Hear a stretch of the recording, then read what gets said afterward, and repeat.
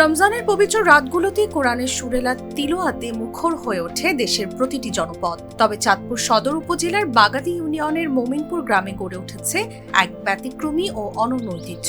এখানে দীর্ঘ ৬ দশক ধরে গ্রামের ১৬টি মসজিদে একযোগে খতমে তারাবি আদায় করা হয়, কোনো প্রকার হাদিয়া বা আর্থিক বিনিময় ছাড়াই। ডাকাতিয়া নদীর পাড় ঘেঁষা ঐতিহ্যবাহী মোমিনপুর মাদ্রাসাকে ঘিরেই এই ধারার সূচনা। প্রতিষ্ঠাতা মরহুম হাফেজ মাওলানা মুহসিন রাদিয়াল্লাহু তাআলা আনহুর সময় থেকে চালু হওয়া এই প্রথা আজও অটুট রেখেছেন মাদ্রাসার শিক্ষার্থী ও হাফেজরা।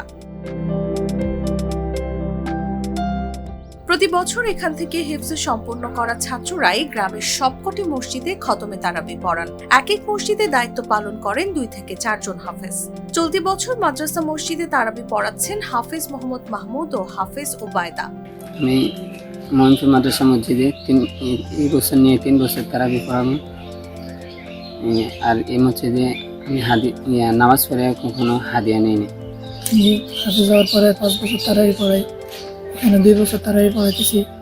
আমি এখান থেকে কোনো হাদিয়া নেই না, আলহামদুলিল্লাহ আমার কাছে খুব ভালো লাগে। মাদ্রাসার শিক্ষক মাওলানা কেফায়েতুল্লাহ জানান, জেলা শহরের বিভিন্ন স্থানে তারাবির ইমামদের হাদিয়া দেয়া হলেও মোমিনপুরের প্রতিষ্ঠা লগ্ন থেকেই তা প্রচলিত নয়। প্রায় ৭২ বছর ধরে এই ধারা বিন্দুমাত্র বিচ্যুতি ছাড়াই চলছে। প্রতিষ্ঠা লগ্ন থেকে আমাদের এই মাদ্রাসায় আলহামদুলিল্লাহ নিয়মিত খতমে তারাবি হয়। তো আমাদের এই মসজিদে এ যাবৎ যিনারাই তারাবি পড়াইছেন, এখানে তারাবির পড়ানোর পরে কোনো হাদিয়া নেন না এবং ওনারা নেনই না এটা।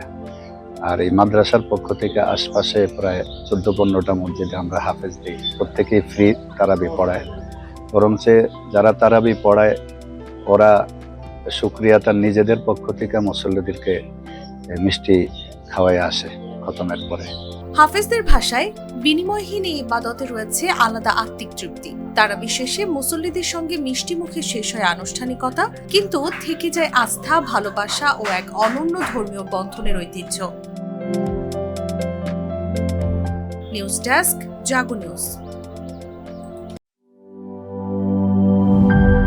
তোতার চকলেটে একাকার হয়ে ওঠা প্রাণ লেয়ার সম্পর্কের মিষ্টি ম্যাজিক।